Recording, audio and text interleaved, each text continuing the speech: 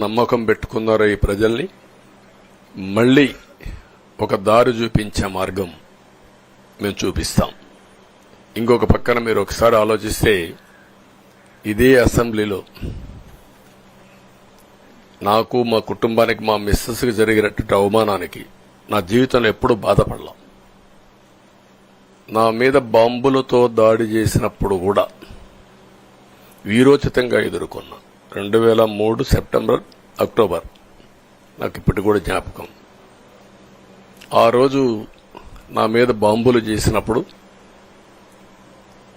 చాలా ఒక పానిక్ రియాక్షన్లో కూడా నేను భయపడలేదు.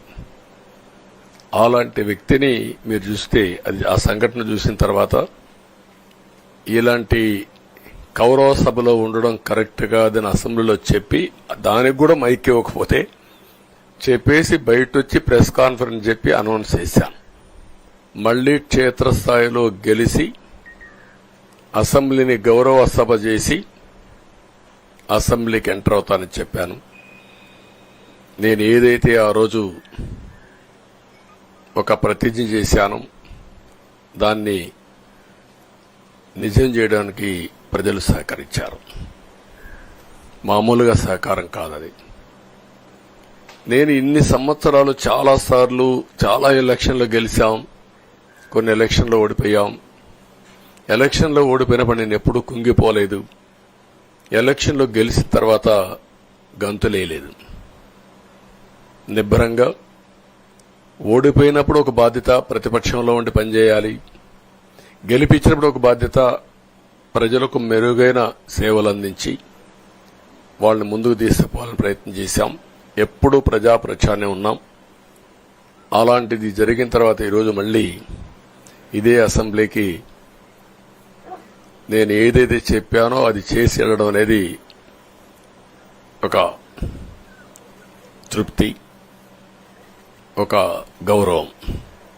ఆ గౌరవాన్ని నిలబెట్టిన ప్రజలను కూడా మనస్ఫూర్తిగా అభినందిస్తూ మీ రుణం తీర్చుకుంటాం.